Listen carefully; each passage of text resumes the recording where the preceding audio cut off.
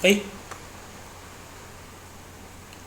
So, let us proceed doon sa ating theory portion. So, we have, I'm not sure kung ilang items tong question na to or yung theories natin. Anyway, let's discuss.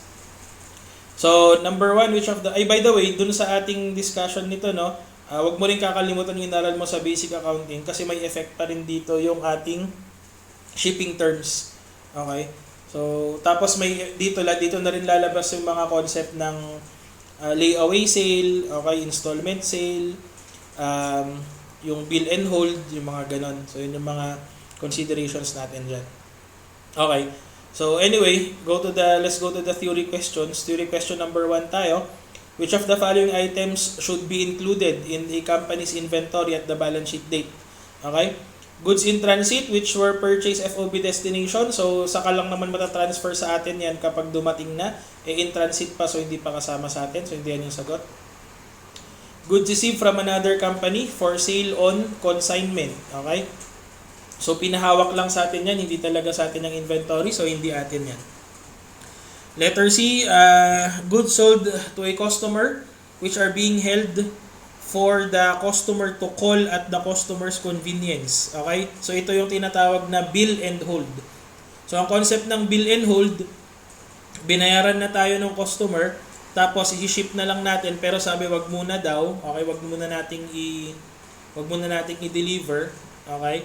Kasi, wala pang paglalagyan kunyari or baka puno pa yung warehouse. So, in this case, in the case of a bill and hold sale, okay, hindi na sa atin yung inventory kasi na-bill na-transfer na talaga natin yung ownership pero pinapa-hold lang sa atin. So parang naging sub-warehouse tayo nung customer. Okay, ganun yung kwento niya. So ang sagot natin sa number 1 is letter D, goods in transit which were purchased FOB shipping point kasi at this point kapag shipping point, matatransfer na sa atin yung ownership kapag dineliver na. Okay, or nasa shipper na. Okay? Number 2 tayo. Which of the following or which statement is incorrect with respect to inventories under PS2? So, inventory should be measured at the lower of cost and NRV. Tama yan. The cost of inventory should comprise all costs of purchase, conversion, and directly attributable cost. The cost of inventories of a service provider is generally yung cost of services. So, tama din yun. Mali yung letter D. The cost of conversion of inventories include costs related to the units of production such as direct labor and a systematic allocation of variable production overhead. Okay? Yun yung nagpamali. Kasi kapag variable production overhead yan, dapat hindi na ina-allocate. Kasi variable costs are directly traceable. Okay? So, yan yun. Number 3. The inventories of a service provider may simply be described as work in progress or work in process kasi basically, kapag service provider ka, kunyari year-end na, kunyari ang pinapatrabaho sa'yo is pinturahan mo yung isang bahay or pinturahan mo yung isang building.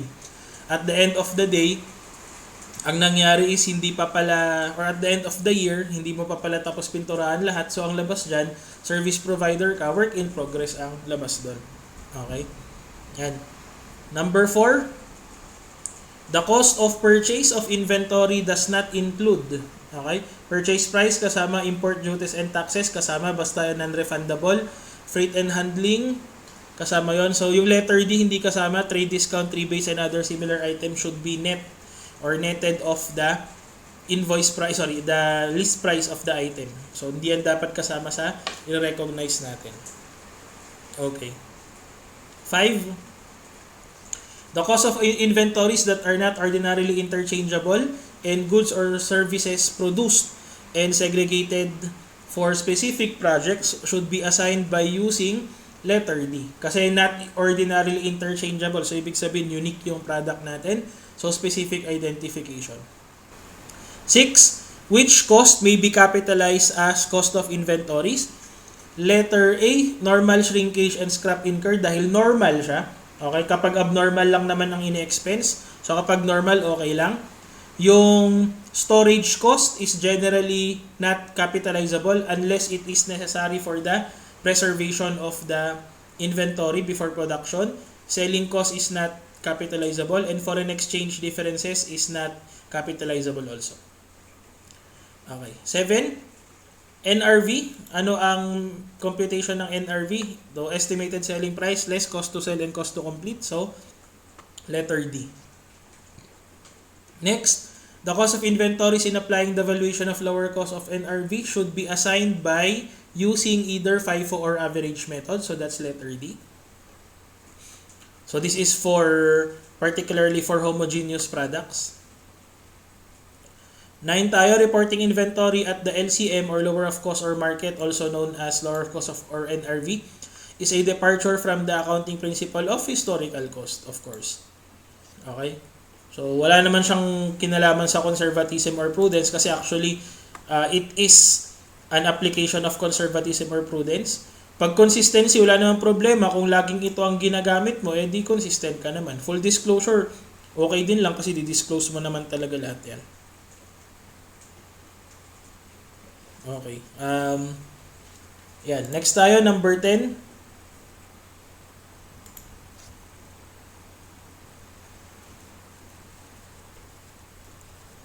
Okay. So, number 10 tayo. Which statement is not valid in relation to the LCM rule for inventories or the lower of cost or net realizable value? Okay. So, una, inventories are usually written down to NRV on an item-by-item basis. Usually, kasi may mga other rules nga tayo, pero tama yung statement 1.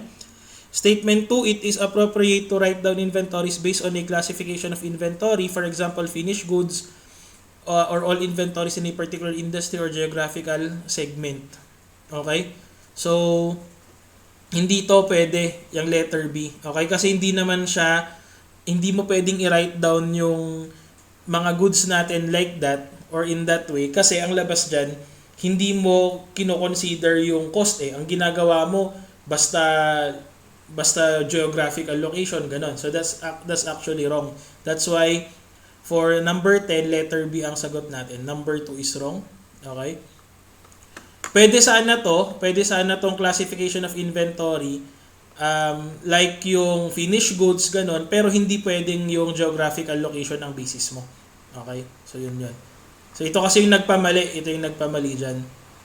Okay? So, pwede sana kung, kunyari, yung naka-major group ka or naka-total, pero hindi pwedeng ang ginagawa mo is may particular industry or geographical segment kang classification. Okay? Yun. So, letter B wrong. So, yun ang sagot. 11, the original cost of an inventory item is below both replacement cost and net realizable value. The net realizable value less normal profit margin is below the original cost. Under LCM or under lower of cost or NRV method, the inventory item should be valued at, so titignan mo, ano bang pinakamababa? Cost pa rin, di ba? So in this case, cost pa rin ng lowest, di original cost pa rin tayo. Letter D. Okay. 12. When agricultural crops have been harvested or mineral ores have been extracted and a sale is assured under a forward contract or government guarantee, such inventories are measured at NRV yung pinaka-best na answer, pero supposedly, ang sagot dapat natin ay fair value less cost to sell. Okay, pero since ang hinahanap natin is yung closest, letter A sagot natin. Okay? So yun, letter A sagot natin dyan. Pero sana, fair value less cost to sell. Kasi these are talking about particularly mineral resources eh. Okay? So yun siya.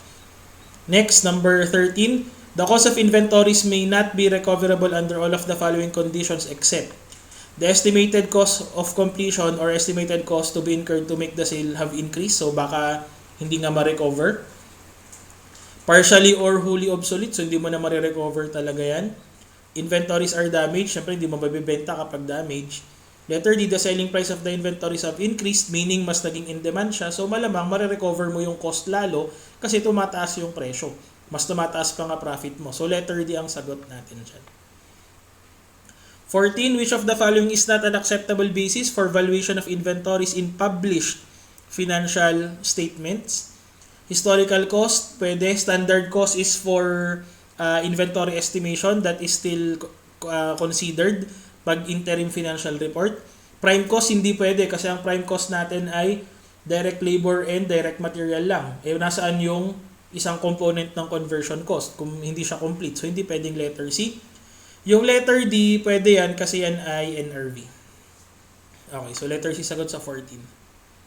15. Theoretically, freight and warehousing costs incurred in the transfer of consigned goods from the consignor to the consignee should be considered kung sino yung may-ari. So, sino bang may-ari nung pinakonsign na goods? Siyempre si consignor, so letter C ang sagot. Yan. 16. Goods on consignment should be included in the inventory of letter A. The consignor but not the consignee. Kasi pinagkatiwala lang sa atin yan, hindi naman talaga sa atin. Next, number 17. All of the following costs should be charged against revenue in the period. Okay? Except for, so yung hinahanap natin dito is yung capitalizable cost. Letter A, manufacturing overhead for a product manufactured and sold at the same accounting period. So, kung kailan mo daw pinudus, doon mo rin binenta. So, malamang hindi na siya i-capitalize. Expense mo na rin yun. Letter B, cost which will not benefit any future period. So, period cost nga talaga siya. So, hindi talaga i-capitalize yan. Letter C, cost from idle manufacturing capacity resulting from an unexpected plant shutdown. It should not be capitalized kasi yan ay abnormal. Okay, so malamang letter D kasi yun lang yung normal. Okay, so D ang sagot. 18. The use of a discount loss account implies that the recorded cost of a purchase inventory is gross or net method. Malamang net method. Kasi ang ginawa nila dyan, whether taken or not yung discount, kinonsider na agad pagkatapos saka na lang binawas or nung hindi in-avail yung discount, i-recognize natin as a loss yun. So, letter D ang sagot, net method or invoice price less the purchase discount allowable whether taken or whatever pa, whether taken or not. Ano daw yun? Whether taken or not. Ano ba yan?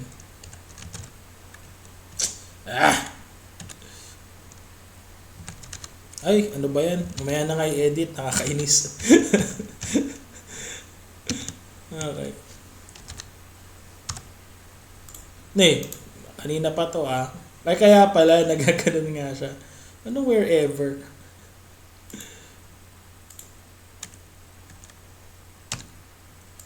Yan. Okay na. Okay. Kaya pala. Sige. Anyway. Ano tayo sa 19. The use of purchase discounts account implies that the recorded cost of a purchase inventory item is its. Okay? So, the use of purchase discount, ibig sabihin, saka lang natin i-recognize kapag mismo nang in-avail. So, ibig sabihin, na-record siya at gross amount. So, kung gross amount siya, invoice price lang. Letter A. Okay? Next, number 20 tayo.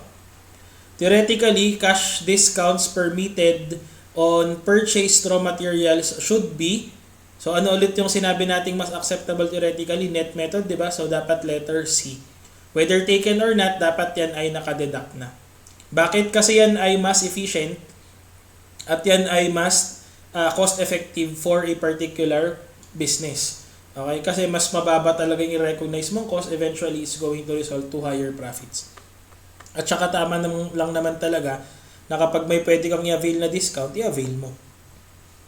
Okay? Pero yun nga, just like what I said, whether mag-net method ka or mag-gross method ka, same lang naman kasi yung lalabas doon sa net income natin. Okay? Ang difference lang kung saan ma-record yung amount ng lost na discount. Okay? So, ganun din lang naman siya. Sige. 21 tayo. When a portion of inventories has been pledged as security on a loan, okay? 'Di ba isa to sa mga disclosure requirements. So kapag ginamit mo siya as a security or collateral, kailangan mo siyang i-disclose. So letter C ang sagot. Yan yung diniscuss natin kanina na disclosure requirement.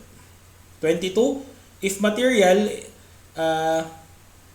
a material amount of inventory has been ordered through a formal purchase contract at balance sheet date, okay, for future deliveries at firm prices, then it should be disclosed. Okay? So, letter A yan.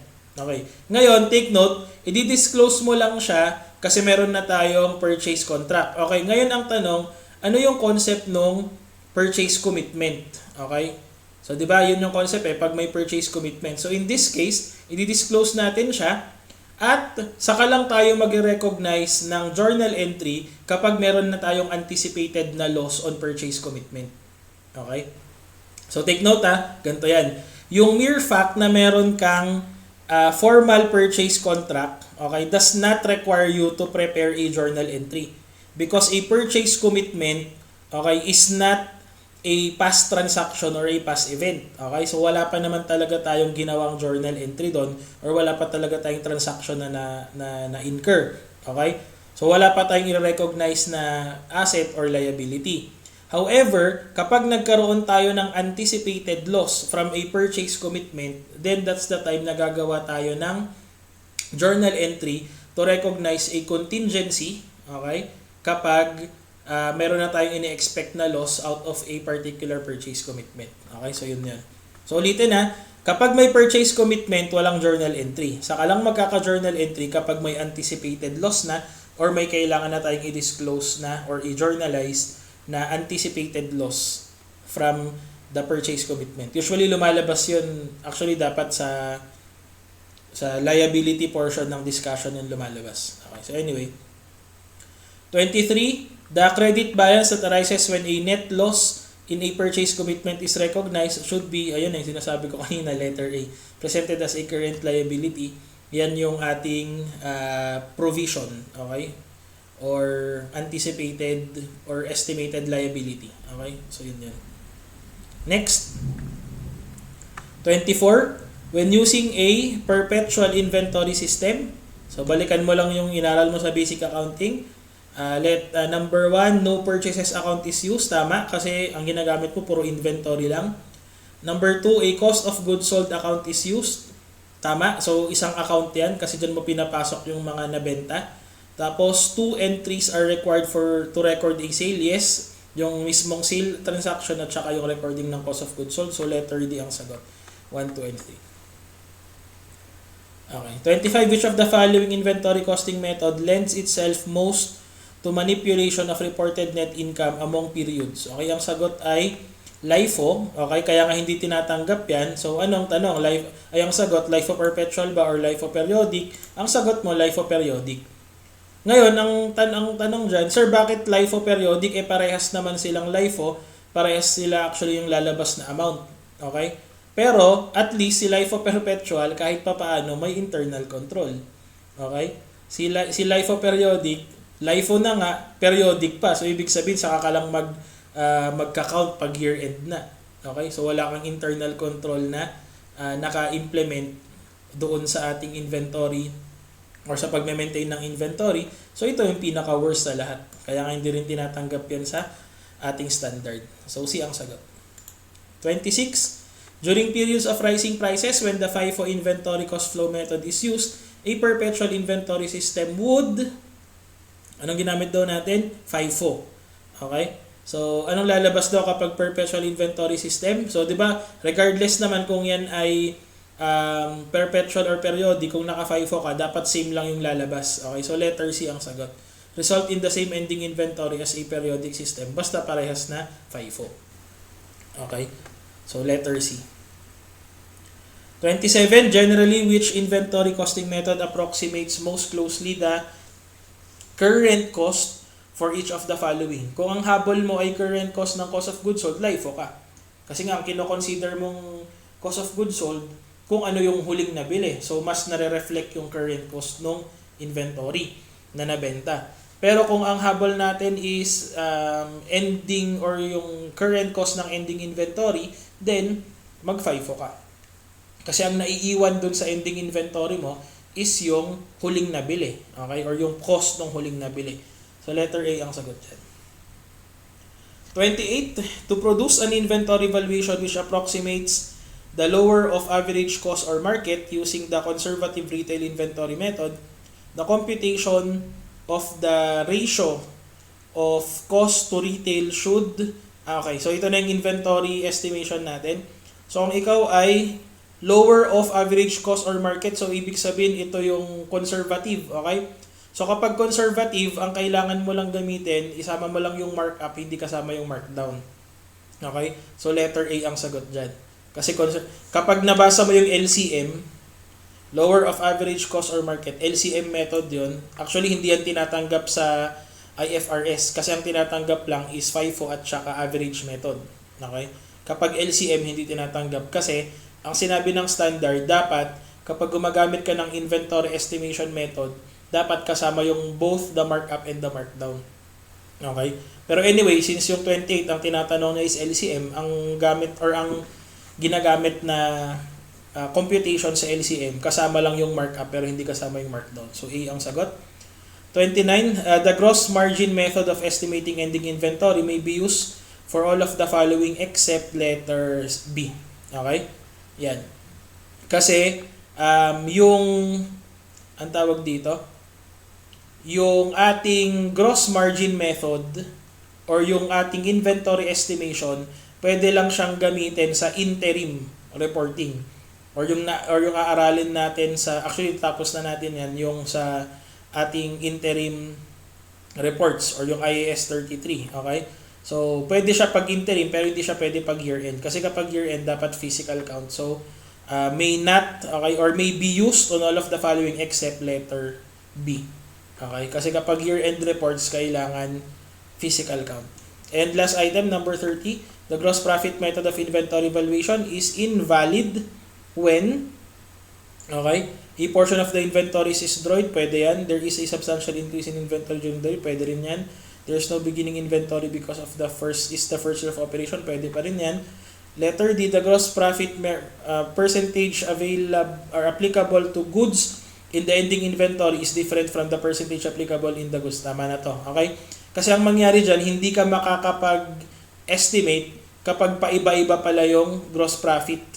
Okay? So, yun yung concern mo doon. Kasi you can only use the gross profit method of estimation if consistent yung ating gross profit. Okay? All throughout. So, hindi natin pwedeng gawin yung letter D kasi magkaka-problema tayo sa computation. So, may example yata tayo nito doon sa baba. So, anyway, ang sagot natin sa number 30 is letter D. Sige.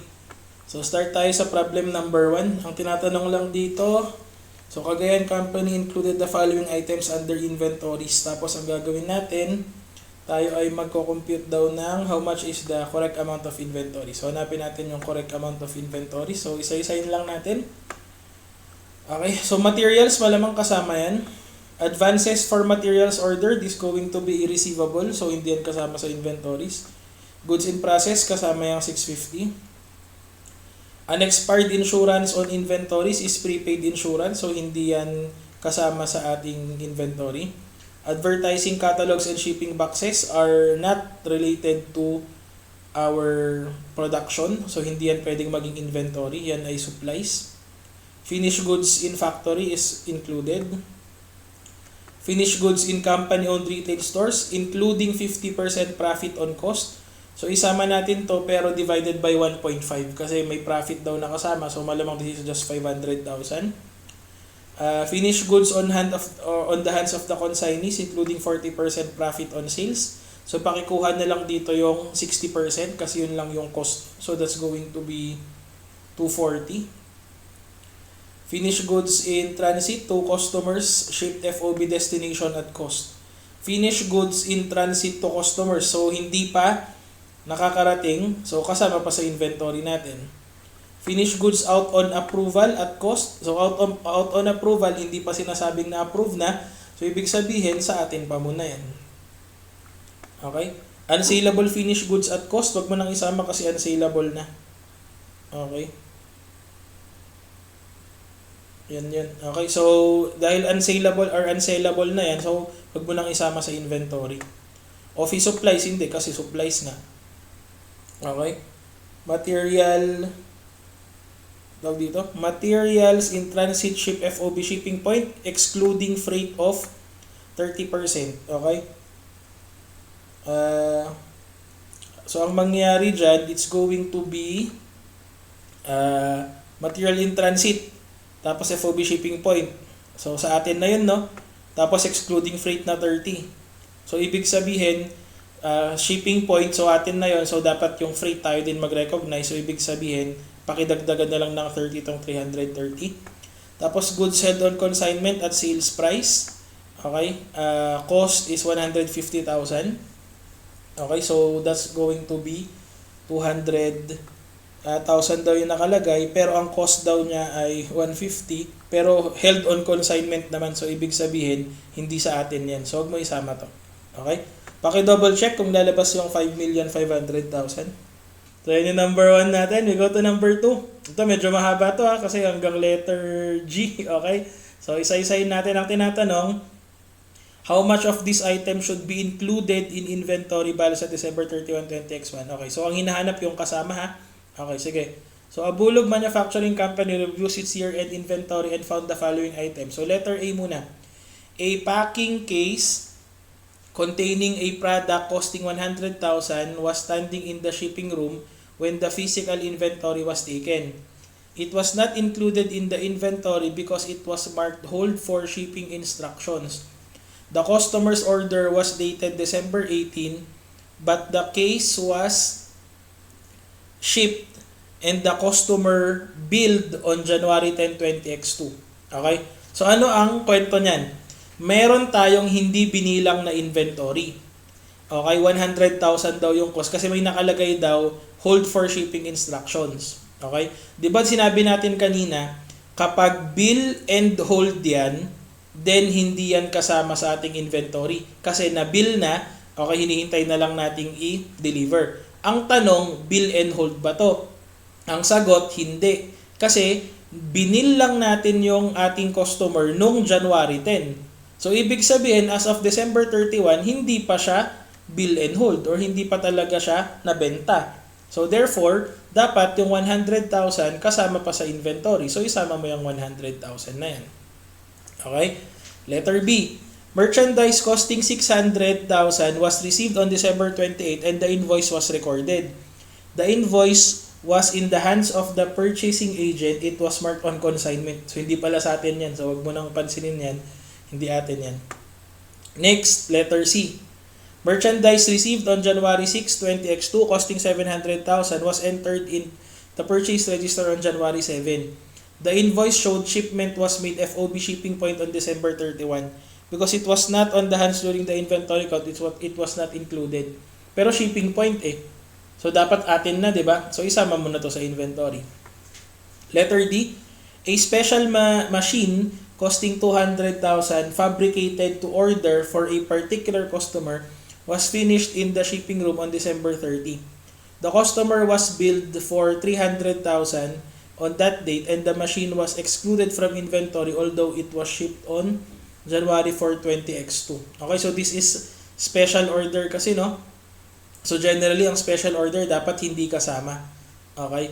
So pero, kung walang lalabas dun sa answer natin later on, dapat isama natin yung 200,000 na yan. Okay? Pero dapat hindi natin isama kasi hindi siya inventory. Kasi parang special order siya. Okay? Or hindi siya contract of sale, parang contract for a piece of work yan na maaaral natin sa business law later on. Okay, next. Merchandise costing 200,000 was received on January 6 and the related purchase invoice was recorded January 5. The invoice showed the shipment was made on December 29 FOB destination. So, hindi pa talaga atin to ng December. Okay, so okay lang yan. Okay. Sige. Tapos, next. Merchandise costing 150 was sold on an installment basis on December 15. The customer took possession of the goods on that date. The merchandise was included in inventory because Abulog still holds legal title. Pero this is installment sale kasi. Pag installment sale, dapat hindi na natin inventory yan. Okay? Kasi talagang masosurrender ang mangyayari dyan. Yung title lang ang i-hold natin, pero yung ownership nandun na talaga sa bumili yan. Okay? So, hindi na dapat to kasama sa inventory natin. Tapos, goods costing 500,000 were sold and delivered on December 20. The goods were included in the inventory because the sale was accompanied by a purchase agreement requiring Abulog to buy back the inventory in February 20X2. So, parang hindi Hindi siya sale. Parang ginawa lang siyang tawag dito, collateral. Okay? So kung i-consider natin yung mga items natin, ano lang yung kasama? Yung 100 dito. Okay? So yung 100,000 dito plus yung ano yung next natin, yung 700, no? Yung 700 plus yung itong 500. Ay tama ba? O yung 500. So that's already 1,300. So may sagot naman tayo, so no problem. So ang gagawin mo ngayon dyan, saka mo lang i-consider tong letter D na kasama kung talagang walang lumalabas na sagot. Pero itong letter D kasi, ang special order ay hindi talaga inventory item. That is a, kumbaga para siyang construction in progress din, parang ganun yung labas niya. So hindi talaga siya inventory. So since may lumabas naman na sagot, letter A sagot natin, of course. Okay, so yan siya. So yan yung sagot natin sa number 2. Number 3, si Alcala. So ano naman ang kwento ni Alcala? The Alcala company counted its ending inventory on December 31. None of the following items were included when the total amount of the company's ending inventory was computed. Okay? So ang nabilang daw ay ito. So ang total daw na nabilang 2 million. Hindi pa daw kasama tong mga items na to. So ang gagawin natin, i-check natin kung dapat bang kasama or hindi. So basically, kung kasama, i-plus mo dito. Pag hindi kasama, ignore mo lang. Okay, so first, 150,000 in goods located in Alcala's warehouse that are on consignment from another company. Okay, so hindi atin yan. Okay, so hindi yan kasama sa idadagdag. Next, 200,000 in goods.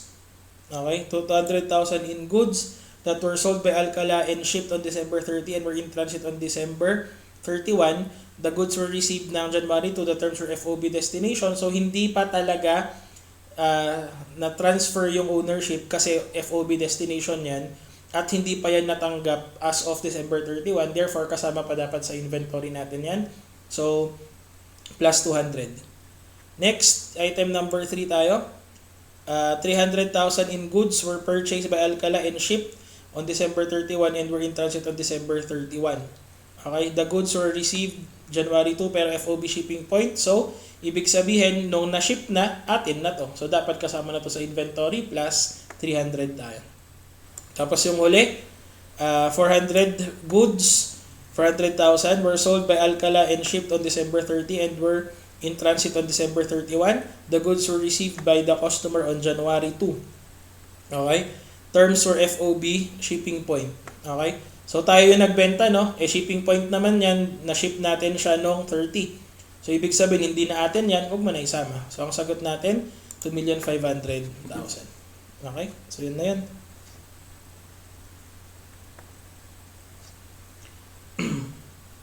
Wait lang ha.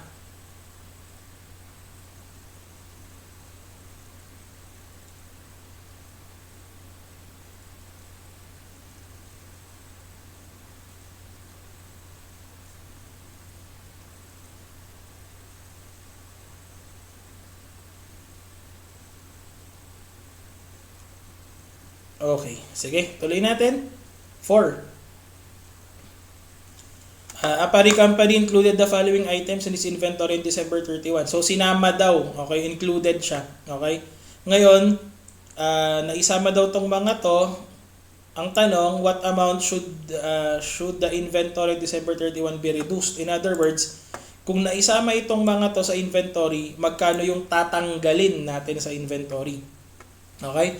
So yung tatanggalin natin sa inventory, check muna natin, merchandise out on consignment at sales price including 25% markup on cost. Okay, so ibig sabihin hindi pa talaga yan nabenta. So kailangan tanggalin natin, or actually inventory naman natin siya, yun nga lang naka-record kasi siya at 25% markup on cost. So ibig sabihin dapat naka-recognize lang siya at ang tawag dito, naka-recognize lang siya at cost. Okay? So, if that's 25% markup on cost, i-divide natin to ng 1.25. Okay? So, that's going to be 4 million minus 1.25. That's going to be 3,200,000. So, tatanggalan natin to ng 800. Okay? So, in this item, reduce inventory by 800,000.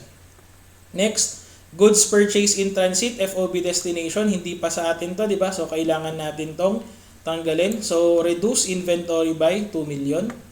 Tapos, goods held on consignment, hindi talaga atin to. So, reduce inventory by 1 million. So, basically, magkano yung total na tatanggalin natin? Okay? 800 dito sa first item, tapos tanggalin natin tong 1 million at saka yung 2 million na to. Okay? So, total 3,800,000. Okay. Next, si Alapacan. Alapacan Company had the following consignment transactions during 20x1. Anong tinatanong? Magkano ang i-include sa consigned inventory? So basically, tinatanong lang magkano yung capitalizable cost. Okay? So, inventory shipped on consignment to Benguet Company, consignee. So, tayo yung consignor, pinunta natin kay consignee, syempre atin to. So, kasama yung 600,000 sa atin. Freight paid by Alapacan nung dineliver natin kay Benguet, capitalizable yung freight. Di ba? Kasama yan sa capitalizable cost. Ito yung mga cost directly attributed to bringing the asset to its intended location and condition. So, kasama yan sa capitalizable. Yang 50 na yan. Inventory received on consignment from Ifugao. So, si Ifugao yung consignor ngayon, hindi atin to. So, huwag mo yung consider yan. Freight paid by Ifugao, hindi rin atin yan. So, ang atin lang, ito lang. So, pag tinotan mo yan, 650, so that's letter C. Dali na yan, okay? 6. On June 1, 20x1, Amulong Company sold merchandise with list price of 5 million to ABC. Amulong allowed trade discount of 20% and 10%. Credit terms were 5/10, net 30. And the sale was made FOB shipping point. Amulong prepaid 200,000 of delivery cost for ABC as an accommodation. So, on June 11, Amulong received from ABC full remittance of. So, ang tinatanong dito, magkano daw yung payment? Okay? So, basically, binabalikan lang natin yung basic accounting natin dito. Magkano daw yung payment na natanggap ni Amulong dito? Okay, sige. So, diretso na lang tayo para mas madaling mag-compute. Yung ginagawa din natin sa basic accounting, kunin natin yung list price na 5 million. Lagay mo na sa calculator mo yan. Wait ka, pakita natin. Pag nag-present ba ako ng... Ay, hindi. Iba pala. Sige, anyway, lagay mo sa calculator mo yung 5 million. Tapos may trade discount na 20% and 10%. So effectively, ang atin dyan, 80% and 90% respectively. So yung 5 million, multiply mo na agad ng 0.8. Tapos multiply mo ulit ng 0.9. Okay, para makuha natin yung invoice price. So dapat ang nakuha mo na dyan ay 3,600,000. Okay? Next concern is, meron tayong credit terms na 5/10. Okay? Ang tanong, kung June 1 yung transaction at nakatanggap tayo ng bayad noong June 11, pasok ba yan sa 10 days? Obviously, pasok yan. So, ibig sabihin, yung 3,600,000, tanggalan na rin natin ng 5%. So, multiply ulit natin yon ng 0.95. So, lalabas dyan ay 3,420. Okay? 3,420 yung lalabas. 3,420,000. Okay? Amulong prepaid 200,000 delivery cost. Ano ba yan? Di ba FOB shipping point? So, kapag FOB shipping point, sino dapat ang sino dapat ang ang magbabayad? Di ba dapat si buyer? Kaso tayo yung nagbayad. So, ibig sabihin, dagdag to sa sisingilin natin. So, ang tinatanong kasi sa atin, magkano yung full remittance? So, plus 200,000 tayo dito. Lalabas na si 3,620. Okay, so letter B ang sagot dyan. 7, si Baggaw. Okay, sige. Pakibasa muna, sandali lang.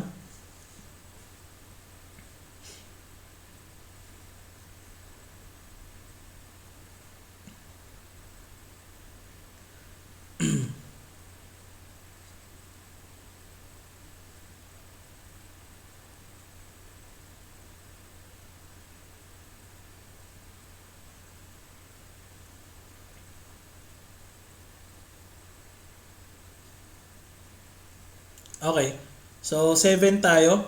Baggaw Company's accounts payable balance at December 31, 20x1 was 8 million before considering the following data. So, ang tinatanong sa atin, magkano ang accounts payable daw. So, bakit nagtatanong na accounts payable? Inventory ang topic natin. Eh, syempre, yung ating accounts receivable, ang ating accounts payable is always related to inventory, particularly if there is a purchase on account. Okay, so anyway, 8 million daw yung accounts payable before considering any corrections. Okay?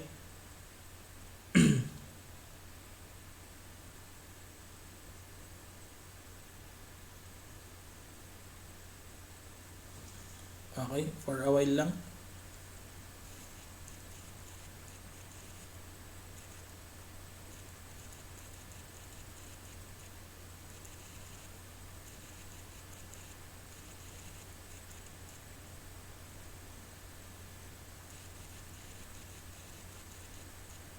Okay. So, Bagao Company has a 8 million accounts payable before considering the particular item. So, let's start first ito. So, goods shipped to Bagao FOB shipping point on December 15 were lost in transit. Okay? So, nawala. The invoice cost of 500,000 was not recorded by Bagao. On January 15, Bagao filed a 500,000 claim against the common carrier. Okay? So, anong gagawin mo dyan? Diba FOB shipping point yon? So, diba ang laging concept sa business law? Whoever owns the goods must bear the loss.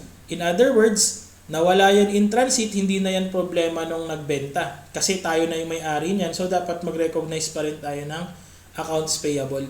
So, dapat plus 500,000 tayo sa ating accounts payable.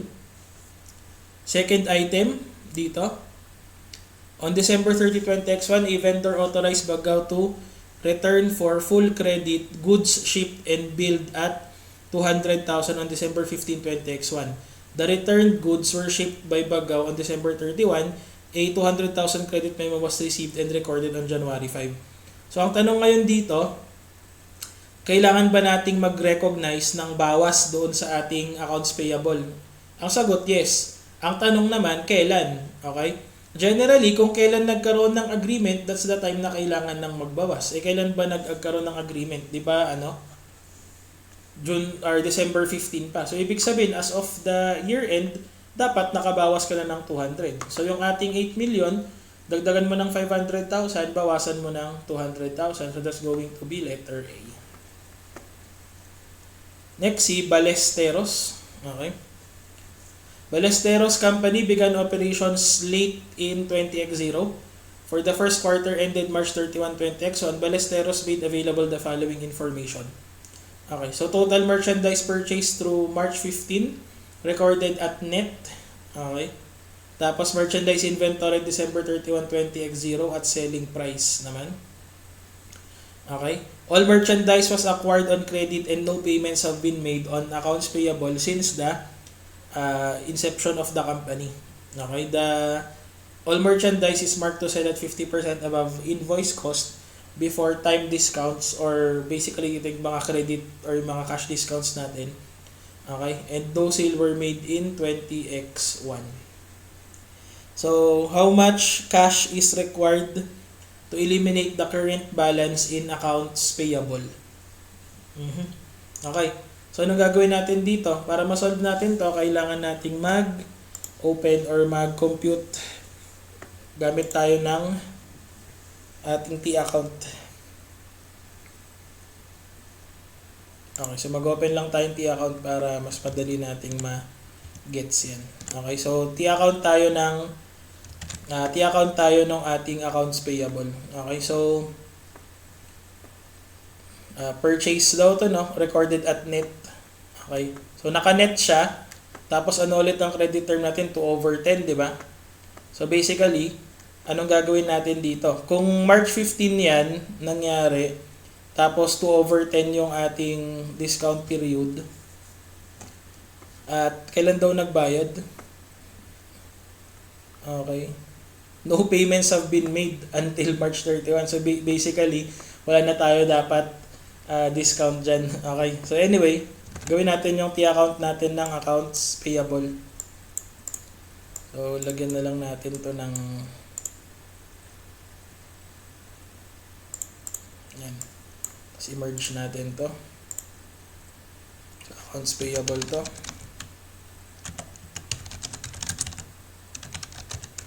Okay. So una, bumili daw tayo, no? Bumili daw tayo ng goods. Okay? Pero may beginning pa yun. So ibig sabihin simula daw to nung bumili tayo or nung nag-start yung negosyo, wala daw tayong binayaran pa. Grabe naman yan. Okay, so anyway, start tayo. So, paano muna natin i-reflect tong 49 na to? Kasi this is at net amount, di ba? So, kung at net amount din, ibig sabihin tinanggal dyan yung 2%. So, ang gagawin natin, para masama siya doon sa ating purchases, kasi dito naman sa credit side ng purchases is going to be 4,900,000 divided by 0.98 na lang. Okay, para bumalik siya doon sa total na kailangan nating bayaran na accounts payable.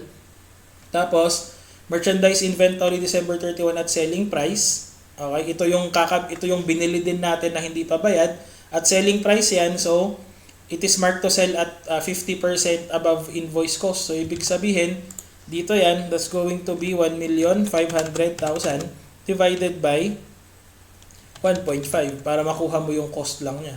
So, ibig sabihin, ito na yung total na babayaran natin kasi yun yung ending balance ng accounts payable. Okay, so 6 million din. So, therefore, ang sagot natin dito, 6 million, letter A. Do not consider any more the discounts kasi wala ka na, beyond discount ka na.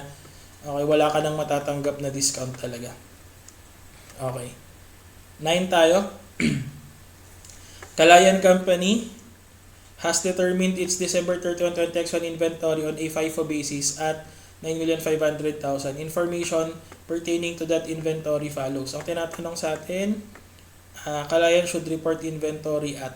Okay, so after mo daw i-apply yung lower of cost or market rule natin. Okay, so paano ba ina-apply yun? Actually, madali lang to. Lower of cost or market or lower of cost or NRV. So lower of cost or NRV is computed by getting estimated selling price less estimated cost to sell and cost to complete. Normal profit margin is ignored, replacement cost is ignored. So ang sagot natin, 14 million minus 5 million, so that's 9 million. Letter C. Okay, walang challenge. Yan na yan. Next, we go to number 10. Ang tinatanong, the correct balance of raw materials inventory after any allowance for write-down is. Okay, so basically, we are just going to determine kung ano ang gagamitin natin. Diba, this is basically the application of lower of cost and net realizable value. Ignore replacement cost because replacement cost is fair value. Ignore sales price. Ignore normal profit. We will simply get the difference or we're going to get the lower of the cost and the NRV. So si aluminum siding, okay? Aluminum siding muna tayo. Aluminum siding, ang cost niya ay 89, ang NRV is 87. So malamang 87 gagamitin natin dyan. Okay? Tapos, si mahogany siding 94 versus 85. E di 85 gamitin natin dyan. Si louvered glass door 125 versus 111. E di 111 tayo dyan. Si glass window 194 versus 197. So 194 tayo. That's going to be 477, letter D ang sagot. Okay, so yan siya. So, letter D ang sagot natin sa problem na to. Kasi ang general assumption, we are going to apply it on an item per item basis. Pero kapag kunyari, binigyan ka ng iba, like kunyari, they are considered as a whole, edi basically that's 502 versus 480. So, ang sagot mo ngayon dyan, 480. Okay? So, ganun lang naman. Anyway, letter D ang sagot natin sa number 10. Okay? Number 11 is simply the application of your FIFO, okay, or your inventory cost flow assumptions. So, Enrile Company 180,000 units of product A on hand on January 1, 20X, one costing 20 pesos each. Purchases of products, okay, of product A during the month of January were as follows. Tapos, physical count on January 31 shows 200,000 units of product A on hand. The inventory on December 31 should be. Okay, wala nang komplikadong computation na kailangan dito. Diretso mo lang sa calculator mo para malaman natin kung magkano yung ending inventory. Kung ang ending inventory daw ay 200,000 units at naka-FIFO tayo, di ba? First in, first out. So, ibig sabihin, ang maiiwan is yung huling nabili. Okay? So, saan mo hugutin yung 200,000? Kunin mo siya dito sa 140. Okay? Tapos may kulang pang 60,000, di ba? Kunin naman natin siya doon sa ating 200 na nandito. So, basically, that's going to be 140,000 times 50 plus, okay, yung 60 times 40 or 60,000 times 40. Okay, so that's 60,000 times 40. So total nan, so that's going to be 7 million to, tapos yung 60 na kukunin natin dito para ma-cover lahat yung 200, that's 2,400,000. So 9,400,000 ang sagot. So kukunin mo siya either letter A or letter C. Okay, i-prove lang natin na kapag LIFO, ito naman yon. So kapag LIFO tayo, saan mo kukunin yung 200,000? Kunin mo siya doon sa mas nauna or mas lumang item. So kunin mo yung 180, yun yung beginning inventory natin, times 20.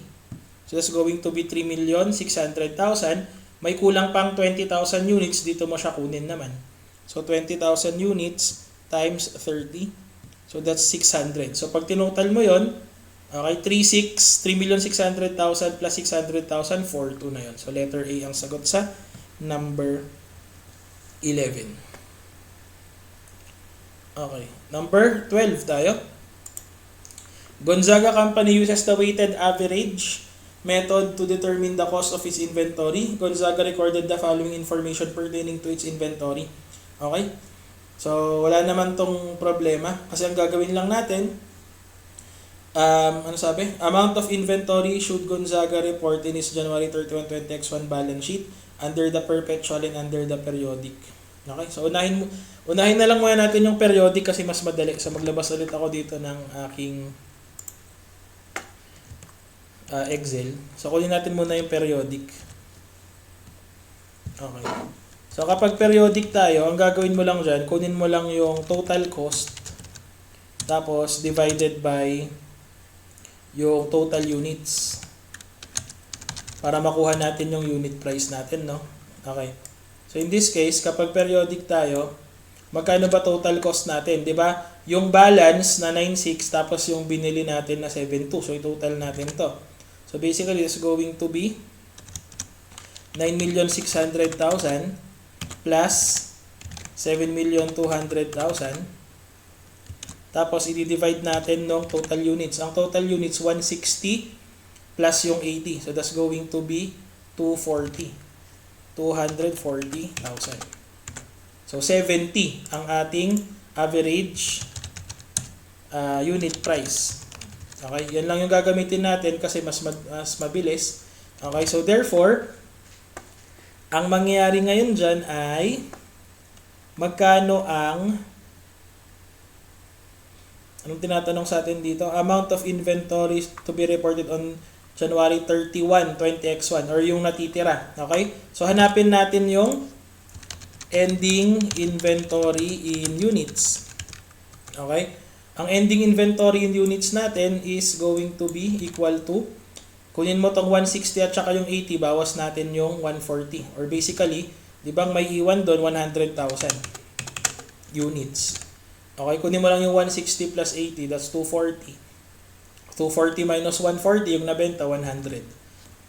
So, yung ating ending inventory in pesos, ang gagawin mo, kunin mo yung 70, multiply mo lang ng 100,000, lalabas ay 7 million. So, 7 million sa periodic. Kung papansinin mo, yun lang naman ang 7 million sa periodic, eh di malamang A na yung sagot. Pero syempre, kailangan maging sure tayo. Okay? Parang wala ka lang talagang tiwala, no? So, compute mo yung periodic naman. So, paano natin gagawin yung periodic? Di ba kapag perpetual.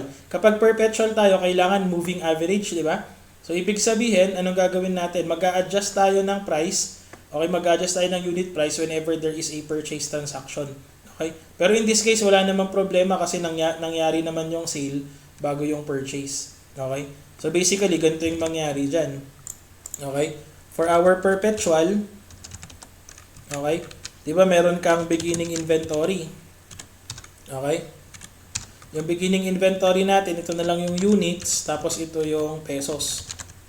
meron tayong 160,000 dito na ang halaga niya ay 9,600,000. Okay, wait lang,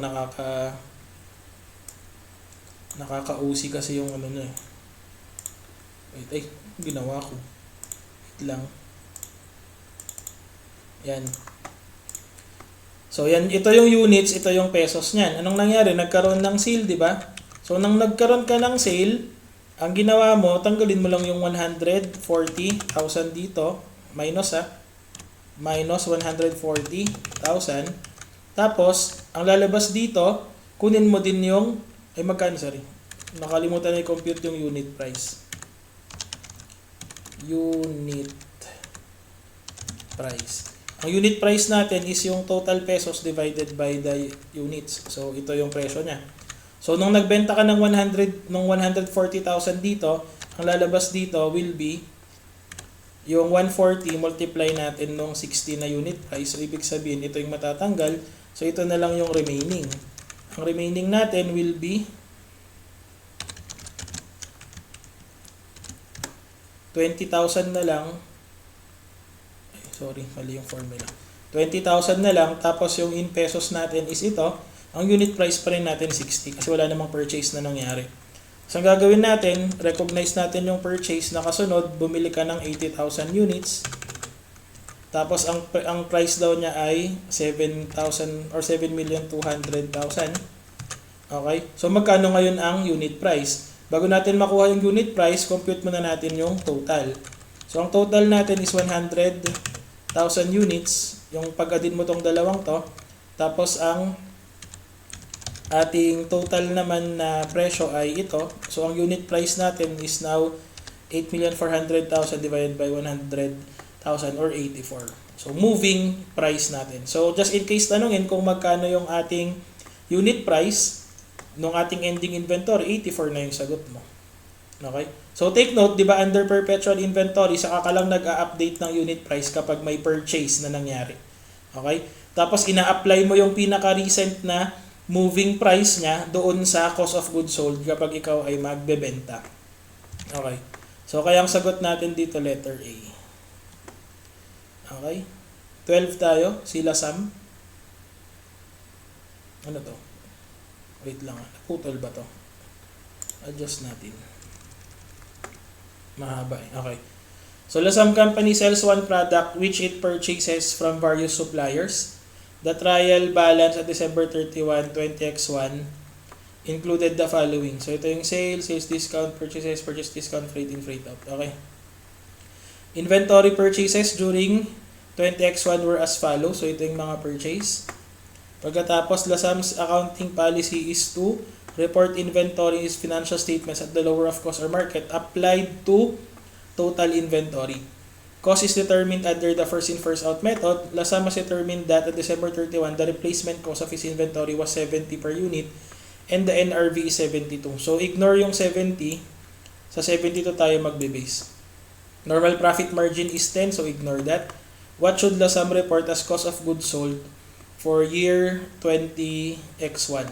Okay, sige. So, consider muna natin lahat ito. Okay, so basically, if we try to look at this, ilang units lahat yung binili natin? That's 150. Tapos ito yung total. So, lahat-lahat na to, no? 150. Okay, sige. Tapos, ang ating ending inventory, assuming nakabenta ka ng 100, dapat ang may iwan ay 50. So, saan natin kukunin yung 50 dito sa 10,000 at saka doon sa 50,000. Okay? So, 10,000 tapos 40,000 dito sa total na to. Para makuha natin yung, cost of goods sold pala tinatanong. Okay? So, basically, ang kukunin natin yung total equivalent ng 100,000 units. Okay, so wait lang. Gawa tayo computation dyan. This is going to be cost of goods sold. So, that's going to be, unahin natin yung, ang total kasi 100,000, di ba? So, unahin natin yung 20,000 times 60. Tapos, yung 30,000 times 65 times 65. So 50 na yon.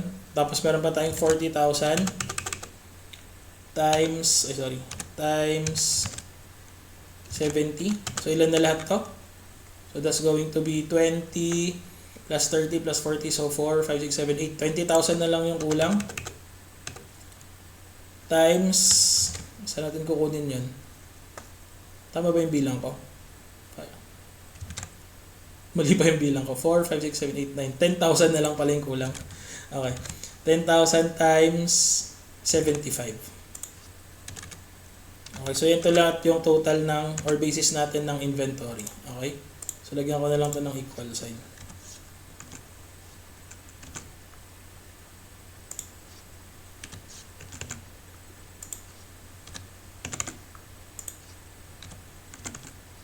Okay, so pag tinotal natin to ngayon,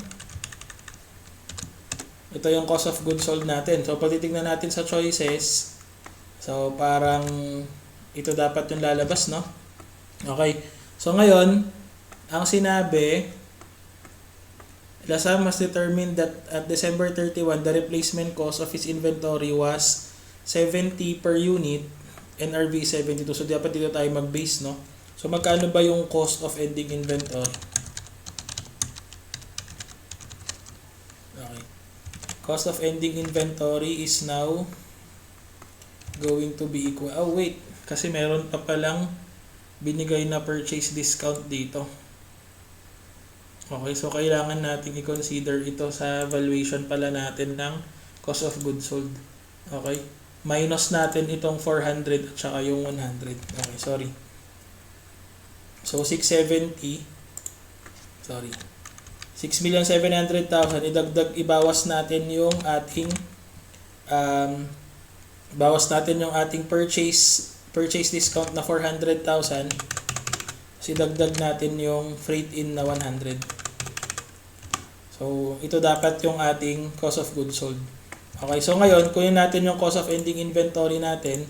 So, the cost of ending inventory will be, di ba? Yung naiwan pa dito, 40,000 na 75. So, that's going to be 40,000 times 75.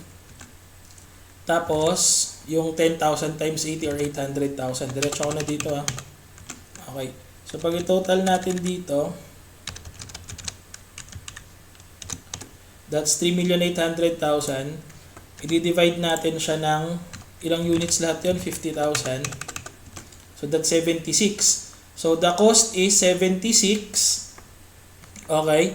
Pero the NRV is 72. So, ibig sabihin, kailangan nating mag-recognize ng inventory write-down. Okay, equivalent to 76 minus tawag dito 72. So may 4 pesos tayo. So ang total nun is 4 pesos times 50,000. So kailangan natin mag-recognize ng 200. Okay? So with that, hindi dapat 6.4 ito, dapat 6.6 ang sagot natin. Sorry, mali yung na-shadean ko dito. This is supposed to be 6.6. Okay, kasi mag-recognize tayo ng inventory write-down. Kapag silent yung problem, the inventory write-down is going to be treated as itong inventory write-down will be treated as part of cost of goods sold. Yun kasi yung general approach, hindi siya dapat part ng loss. Okay, yun ang general approach natin. So, 6.6 ang sagot, letter B. Okay, yun. 14. The following quarterly cost data have been accumulated for Pamplona Manufacturing Incorporated. If, anong tinatanong? If Pamplona uses the FIFO method of valuing raw materials inventories, compute the cost of goods sold manufactured for the quarter ended March 31. Okay, so ito ay pagko-compute ng cost of goods or ng cost of production report. So gawa tayo ng panibagong slide dito. Okay, so di ba cost of goods manufactured tayo. So alam na natin kung paano ginagawa yan. So paano mag-compute ng cost of goods manufactured? So magsa-start tayo ng raw materials beginning. Dagdag natin dito yung net cost of purchases. Tapos, bawas natin yung raw materials ending. Ang lalabas dito ay raw materials used. Tapos, idagdag natin yung direct labor. Dagdag natin yung FOH or factory overhead. Makukuha natin yung manufacturing cost. So, idagdag natin yung work in process beginning. Bawas natin yung work in process ending. Makukuha natin yung cost of goods manufactured. Okay. Pagkatapos, dagdag natin yung finished goods. FG na lang, beginning. Tapos may finished goods end tayo dito. Okay. Ayan. Tapos, dito na natin kukunin yung cost of goods sold. Okay. So, paano natin gagawin ngayon yan? So, isa-isahin natin hanapin. Raw materials beginning inventory is 10,000 at 6. So, that's going to be 600,000, no? Okay. Tapos, ang purchases natin ay ito. May binigay bang mga nagastos na iba? Wala na. So, ito na yon. So, that's 8.5 times 7 pesos. 8.5. So, ito na yon. Tapos, ang raw materials end natin, sinabi, transferred 21,500 units of raw materials to work in process. Okay? So, ibig sabihin, ang naiwan ay teka lang, ano ba to? Dalawa yung purchase pala. Sorry. May isa pa. 11,000 times 750. Okay, wait lang.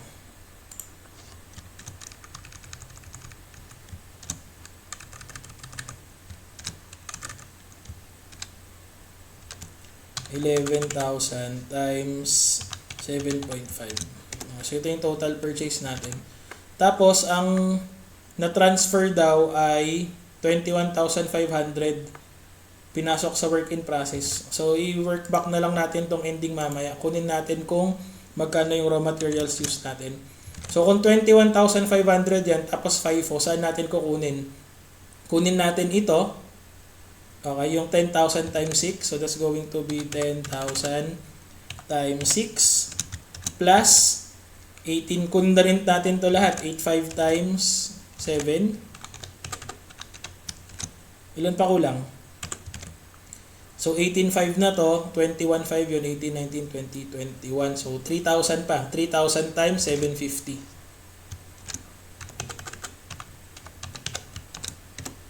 Oops.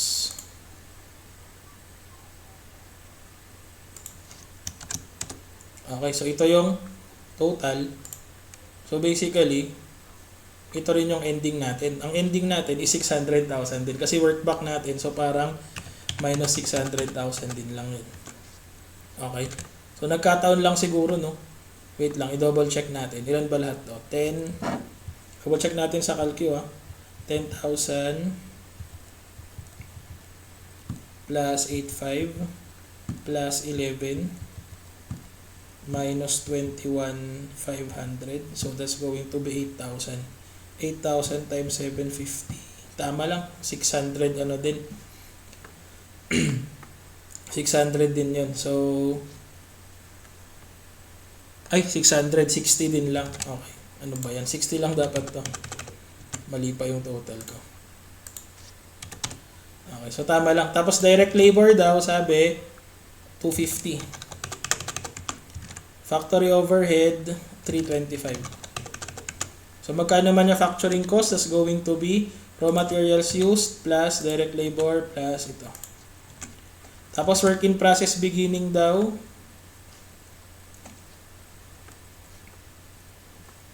Work in process beginning ay ito. 5.6 times 1350.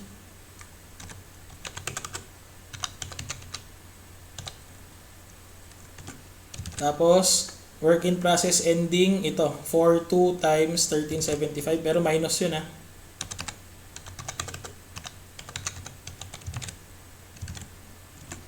Okay, so ito yun. So, ang lalabas ngayon, cost of goods manufactured natin is going to be ito. Okay. Ay, sum na lang para mas madali. Ayan. Tapos, finished goods beginning. Wala naman ang binigay, no? So, tapos na tayo dyan. So, ito na yung sagot natin. Letter C. Okay. 15. Ito na. Cost of goods sold naman tayo dito. So, basically, these are total debits and total credits ulit tayo dito. So, this is pertaining to amounts after closing entries. So, tinatanong sa atin, cost of goods sold. Okay. So, punta na naman tayo dito. So, parang ganito din yung approach natin. So, kopyahin na lang natin kung ano yung item. So, wait lang. Kopyahin ko to. Gawa ko ng isa pang solution. Tanggalin ko to. Okay. So, how are we going to solve for that? Let's determine muna. So, we have materials here. Ito yung total debits, ito yung total credits. So, ano ibig sabihin yan? So, kung ito yung total debits, okay, sabi kasi after closing entries are posted, no? So, ito yung total debits, ito yung total credits. Ibig sabihin, ito yung beginning. Okay? Tapos, ang ending natin, 400 kasi naisama dito yung, pag gumagawa kasi ng journal entry, no? Okay? I-close mo yung beginning, tapos may iwan dito yung ending. So, kung 600 yung total debit, tapos ito nanggaling din siya sa debit na kinredit mo na, so 400 yung maiiwan dito, yun yung ending. So, ang beginning natin, 200,000. Okay? Tapos, yung ending natin ay 400,000. Pero minus yun, ha? Kasi sa ending yan, eh. Okay? Minus. Minus nga, ang kulit. Okay. Tapos, goods in process ulit, yung naka-credit, kasi tapos na yung closing entries, ito yung beginning mo. Tapos yung difference nung dalawa, yun naman yung ending. So, ang beginning mo dito, 300, ang ending mo, 200. So, dito tayo. Beginning natin ay 300. Tapos, minus 200 tayo dito. Okay? Tapos, materials purchased, 2.5, yun na rin lang yun. So, lagay mo dito, 2,500,000. So, therefore, ang materials used natin is yun. Direct labor, 3 million. So, lagay mo na lang. Tapos, manufacturing overhead, 1.5. So, manufacturing cost is the sum of these 3 items. Wait, para mas maganda yung presentation, lagyan natin ng linya. Lagyan natin ng puti para hindi halata. Ayan. Tapos ang manufacturing cost mo ngayon dito, yan na yung tatlong yan. Okay. Tapos kukunin natin yung cost of goods manufactured dito, which is basically yung sum ng tatlong to. Okay. Tapos tapos na natin lahat, no? Ito na lang, finished goods na lang. Ang beginning mo 400, ang ending mo 300. Tama? Beginning natin is naka-credit 400. Tama. May nakalimutan ba tayo? Wait lang ah. Ay, may transportation in pala. Sorry, hindi ko napansin to. Wait lang ah. Purchase discount na 100, so kailangan nating bawasan ito ng minus 100,000 kasi may purchase discount, tapos plus 200,000 para doon sa freight in. Okay, sige. So yan yun. Pagkatapos finished goods natin, beginning is 400, ending is 300. Ending is 300. Paano mo nalaman na 300 yung ending? Kasi nga 700 to, no? 400 yung kinredit, ibig sabihin yan yung beginning. Yung balance or yung difference ng dalawa, yun yung ending. Okay? So, ito na yung cost of goods sold natin.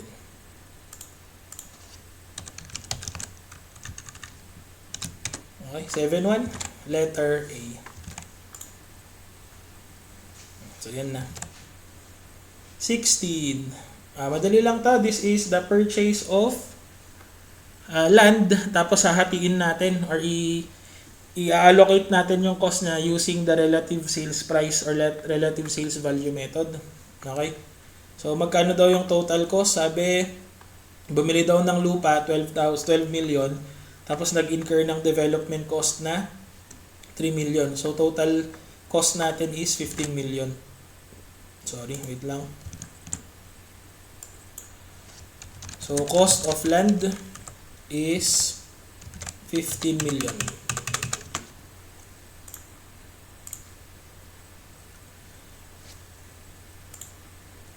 Okay.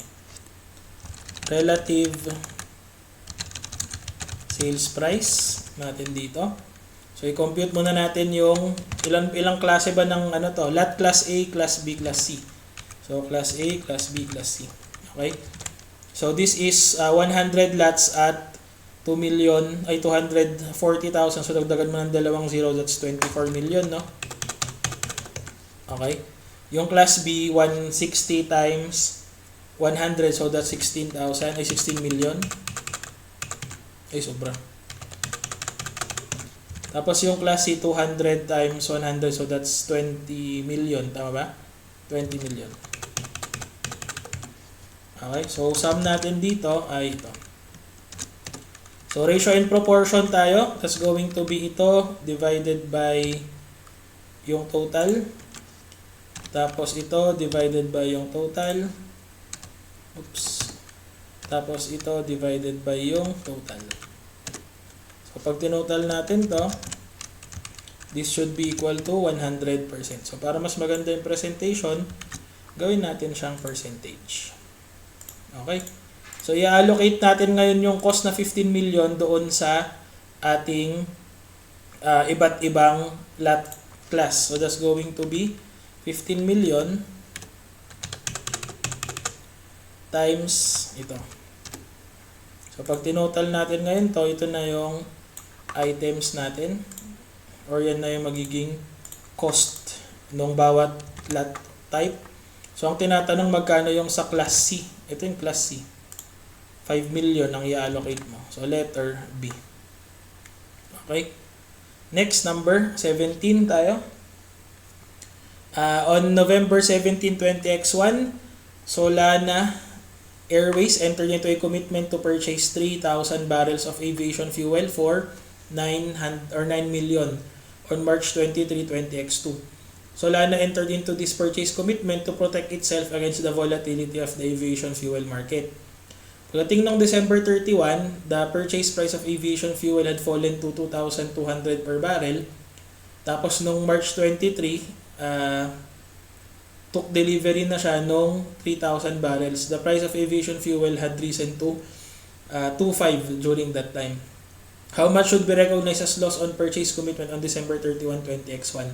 So just like what we said, no, yung mismong purchase commitment will not result to a journal entry. However, any anticipated loss on a particular purchase commitment should be recognized as in a journal entry. Pagdating kasi natin ng December 31, yung price ng aviation fuel naging 2.2 na lang. Di ba ang presyo mo, kung 9 million yan at 3,000 barrels, that's basically 3,000 per barrel. So kung 3,000 per barrel ang kinumit mo at 2,200 na lang yung nasa market, lugi ka ng 900 ay ng 800. So that's going to be 800 na lugi, loss per barrel, multiply mo ng 3,000 barrels. Kasi yan yung ating kinumit. So magkano lahat yan? That's going to be 2,400,000. Okay, so kaya sagot natin ngayon dyan, letter C. Okay, so yan yung 17 natin. Okay, so we now go to part 2. Actually, alos lahat naman na to, puro mga estimation na. Okay, so let's go first to problem number 1. So Benguet Company accounting records indicated the following for 20X2. Physical inventory taken on December 31 resulted in an ending inventory of 4,500,000. The gross profit remained constant at 30% in recent years. Benguet suspects some inventory may have been taken by a new employee. So, sinisi na naman ng new employee. Okay?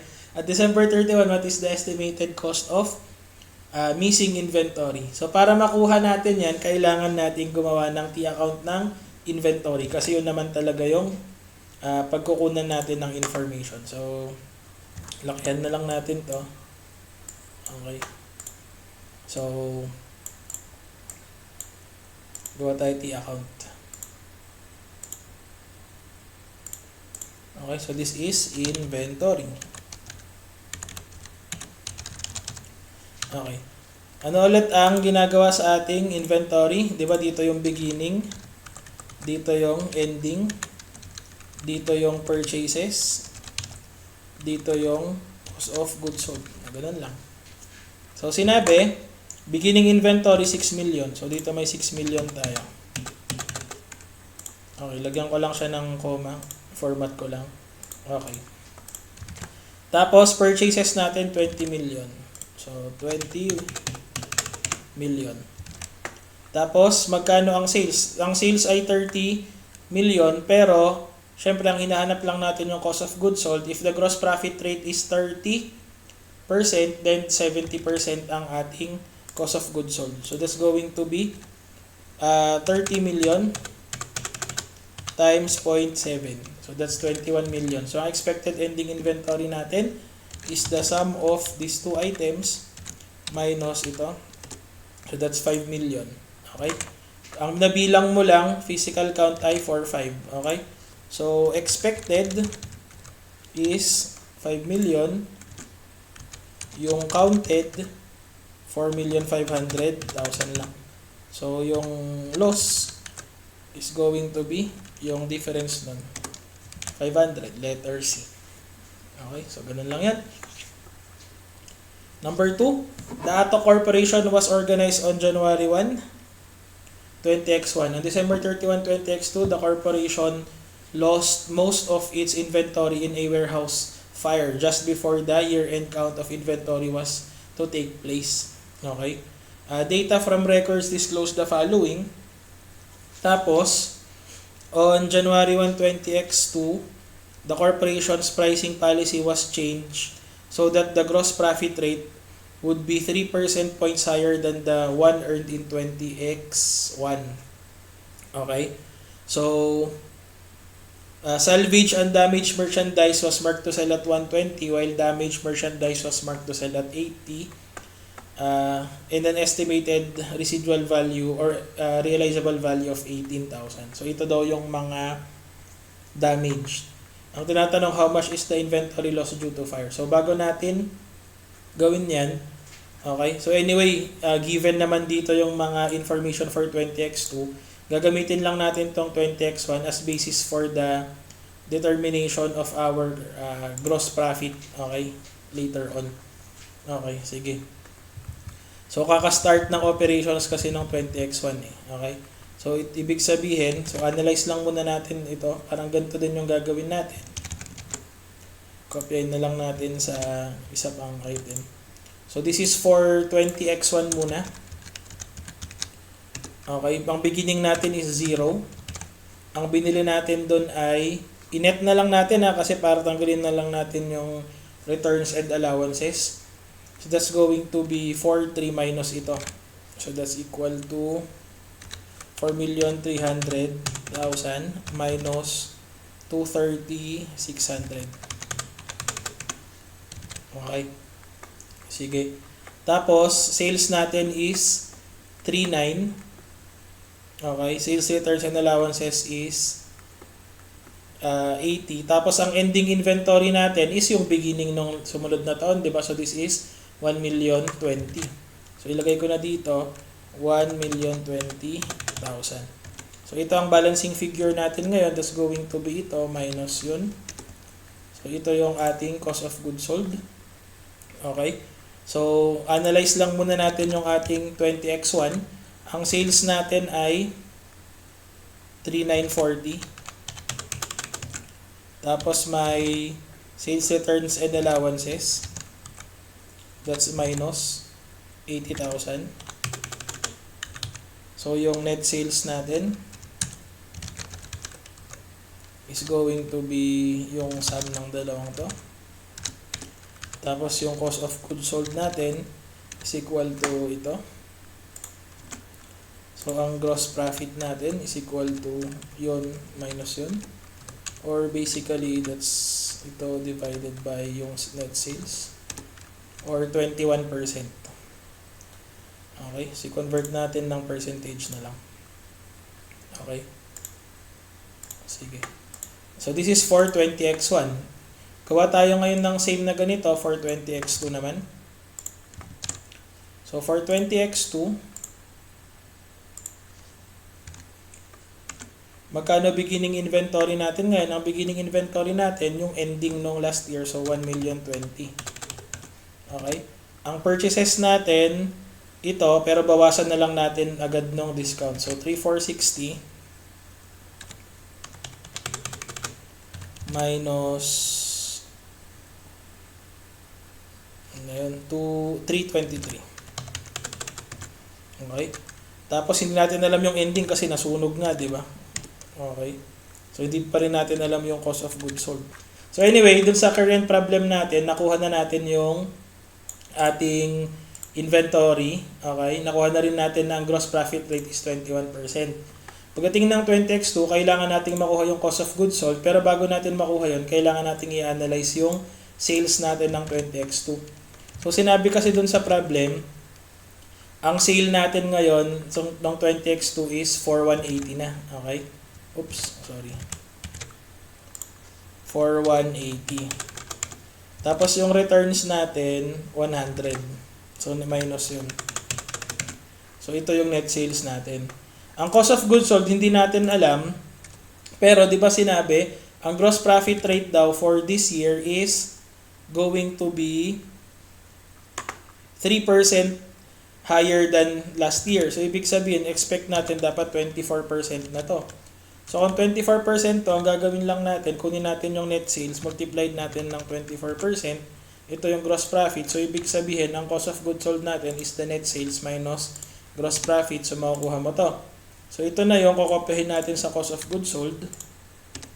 Meaning, the ending inventory supposedly is going to be equal to yung sum ng mga nasa debit, tapos ibawas natin yung cost of goods sold. So, ito yun. So, ito yung ending inventory. Oops, huwag natin dyan ilagay. Dito na lang natin i-analyze. Anyway, yan yung ending inventory. Out of the total ending inventory daw, ang na-salvage lang daw natin ay 120. Okay? And salvage and damaged merchandise was marked to sell at 120. Pero hindi yan yung cost niya. Kasi 120, di ba? So, ang gagawin natin, ito yung mga na-salvage lang. Salvage natin is equal to yung 120 pero times 0.76 lang. Okay? Kasi dapat at cost lang. Pagkatapos, yung nakuan naman na damage, ang estimated niya is 18 lang. So, 18,000 lang yung na-salvage dyan. Okay? So, yung total na loss natin will be equal to yung ito minus yung 91 at saka ito. So, ito yung loss natin. 947, letter B. Okay, so parang ang labas, sa lahat ng inventory na naiwan, based on our estimate, ito lang yung na-salvage na prices or na amounts, which gives us ito. Yan na yung loss natin. Yun, okay? So, for item number 1, ito sagot natin. 947. Okay? Next natin, punta tayo sa number 3. Work in process daw ay na-destroy ng fire. Tapos binigay ito. Ang tinatanong magkano yung yung nawalang ending inventory, no? So, ibig sabihin, gagawa ulit tayo ng cost of production report natin. So, dito na lang tayo kumuha. May solution na tayo before eh. Kopyahin ko na lang to. So, gawa ko ng bagong... Okay. So, ganito na lang tayo. Sige. So, solve natin. Anong sabi doon sa problem? Ay, ano ba yan? Ang gulo naman nito. Okay. So, sinabi, raw materials beginning at saka ending to, no? So, 60 tapos 120. So, 60,000 to. Tapos, yung ending natin, 120. Okay? Work in process beginning natin 200. So, ay wait lang. Tanggalin ko lang muna yung mga lahat para hindi nakakalito. So, 60,000. Tapos, 120 to. Tapos, work in process beginning 200. So, dito yan. Tapos, finished goods beginning at saka ending 280 at saka 240. Minus ito. Okay. From January 1 to May, ano daw to? Yung ating sales. Okay? Purchases of raw materials were 200 and freight on purchases was 30. So, ibig sabihin, 230 lahat yung total natin dito sa ating item. So, wala na bang binigay na? Mapiplat na lang natin lahat. Direct labor was 160. Tapos,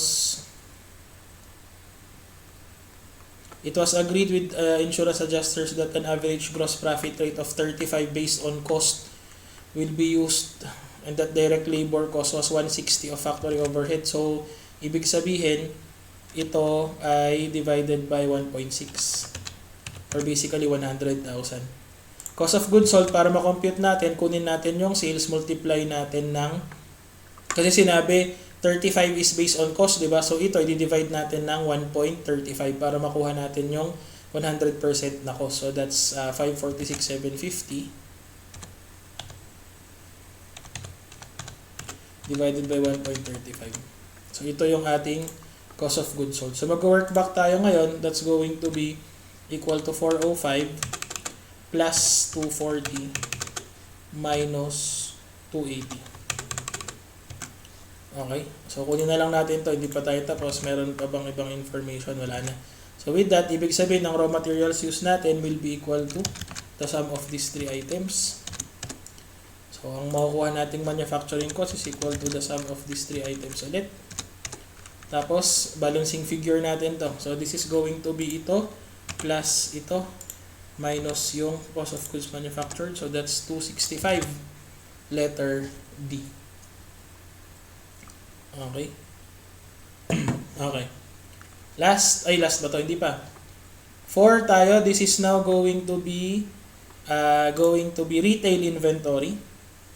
Okay, so retail inventory tayo. So, ang tinatanong, what would be the estimated cost of ending inventory using, anong sabi? FIFO. Okay, so FIFO tayo.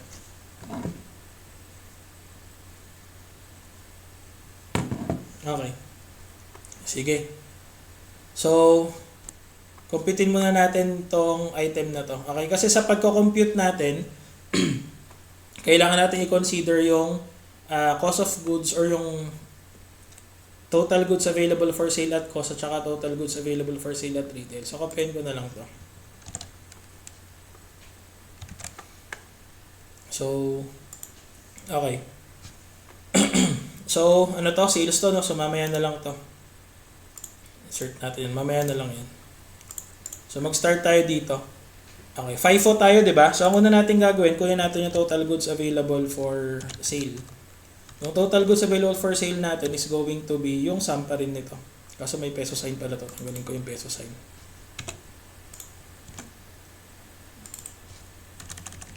Okay. So, ito yon. Tapos, dito naman, paano mo kukunin yan? Kunin mo rin yung beginning, dagdag mo yung purchases. Net markups, dagdag mo. Net markdowns, bawas mo. Okay? So, yun pa rin yan. So, ngayon, anong next natin gagawin? Yung total goods available for sale at retail, tanggalin mo yung sales natin. Ito yung makukuha natin na ending inventory at retail. Okay? So, basically, it's going to be ito minus ito. So, ito pa yung naiiwan na inventory at retail. I-multiply na lang natin siya ng cost ratio. Okay? The cost ratio under FIFO. Kasi yun yung sabi ng problem. Yung cost ratio under FIFO, di ba ang gagamitin mo lang doon will be total goods available for sale at cost without considering the beginning inventory and total goods available for sale at retail without considering the beginning inventory. So, ang ratio natin dito will be ito. Okay? Tapos, divided by ito plus ito minus ito. Okay? So, ito ang ratio mo ngayon. So, ang gagawin mo, Control X na lang. Dito natin ilagay. Okay?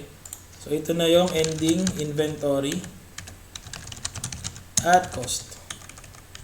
That's going to be ito times in. So, that's 5,250.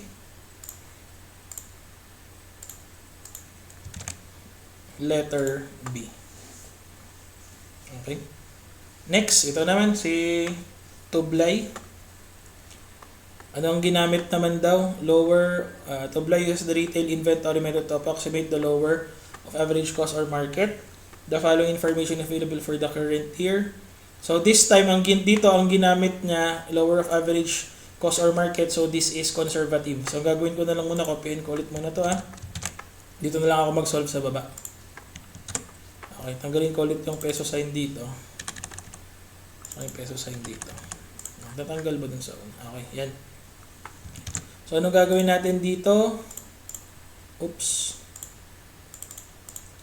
Okay, so ang gagawin natin muna, kunin muna natin yung, saan na ako dito, insert muna ako dito. Kunin natin yung tigas. Total goods available for sale. Okay, yung tigas natin for cost will be beginning plus purchases plus freight in minus purchase returns minus allowances, departmental transfer in plus yun. Okay? Total goods available for sale natin at retail is going to be beginning plus purchases. Purchase returns, bawas natin yon. Departmental transfer in, dagdag natin yon. Net markups, dagdag natin yon. Net markdowns, bawas natin yan. Okay. Tapos kunin natin ngayon yung sales natin. Okay, or ito yung items natin. So, gagawin natin dito, kukunin natin yung ending inventory at retail. Paano mo makukuha yung ending inventory at retail? Kunin natin yung total goods available for sale. Ibawas natin yung sales. Okay? Yung sales discount, i-add back natin. Employee discount, add back din natin kasi hindi dapat yan makaka-affect dun sa ating sales. Okay? Ay, wait. Yung ginawa natin. Employee discount. Ignore pala, sorry. Kasi hindi naman siya kinonsider dun. Ulit-ulit. Kasi ang nangyari dyan, ganito yung sales natin na to, ay, tama lang yung ginawa ko. Ano bang ginawa ko dun sa item ko? I-total ko na. Taga lang, ang gulo ng solution Okay. Nakakalito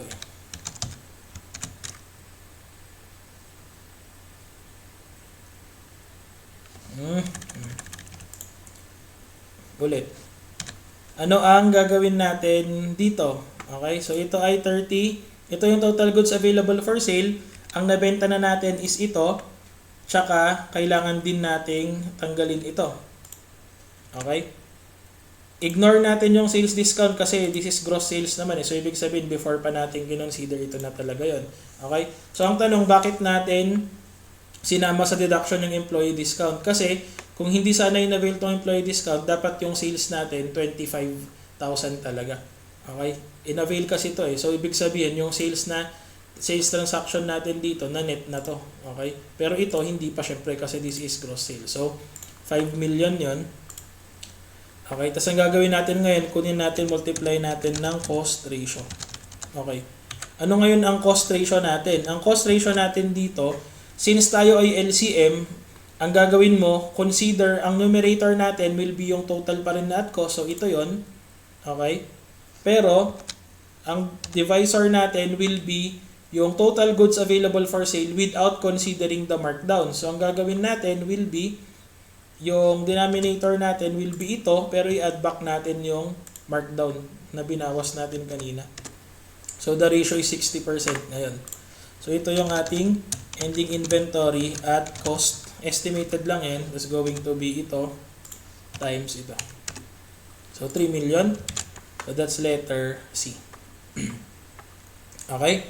Tapos, last tayo. Trinidad company has the average cost method naman. So average cost method, so ibig sabihin lahat na to. Okay, so copyin lang natin. Anong tinatanong? Cost of goods sold for the year ended December 31, 2020.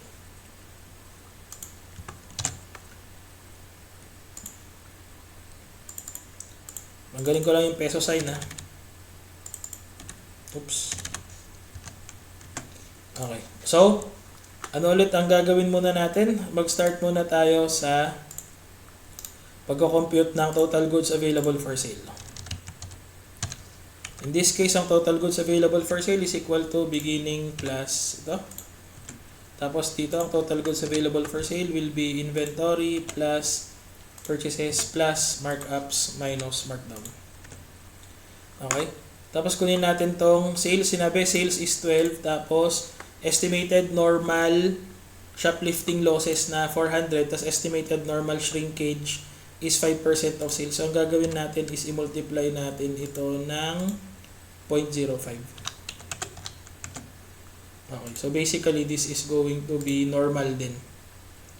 So, ano ngayon ang concept niyan? So, parang ganito yung mangyari dyan. Ito yung ending inventory at retail. Okay. So, paano natin i-compute? Ito yung total na pwede nating ibenta. Minus yung nabenta na natin. At dahil normal tong mga to, okay lang natanggalin natin siya sa total goods available for sale at retail. So, minus ito, minus ito. Okay? So, ibig sabihin, ang ine-expect natin na maiiwan na lang na inventory at retail natin is ito. Take note kapag normal yung ating shrinkage, okay, kapag normal yan, ibig sabihin, ine-expect natin siya na makaka-reduce doon sa retail value ng ating inventory. Kaya yan ay tinatanggal dito. Okay? So, yun yung concept niyan. Kapag abnormal, dito ka naman mag-adjust, okay, later on. So, anyway, ito yung ending inventory at retail. Ramir, mamaya ko sagutan yung yung tanong mo dun sa chat. Tapusin ko lang to. Okay. Tapos, kunin na natin yung ating cost ratio. Okay. Yung cost ratio natin ngayon, paano mo kukunin? Di ba average tayo? So basically, kung ano yung nakuha mo dito, yun na rin yun. So that's going to be ito divided by ito. So that's 70%. So ito yung ating ending inventory at cost. That's going to be ito times ito. So 3.5. Pero hindi yan yung tanong kasi ang tinatanong sa atin, ending in cost of goods sold. So ang cost of goods sold natin is going to be equal to ito minus yung yun. So 9.1. Okay. So ito kasi yung total na tigas at cost natin. Kasi ito yung ending inventory at cost. So ito yung cost of goods sold. Yan.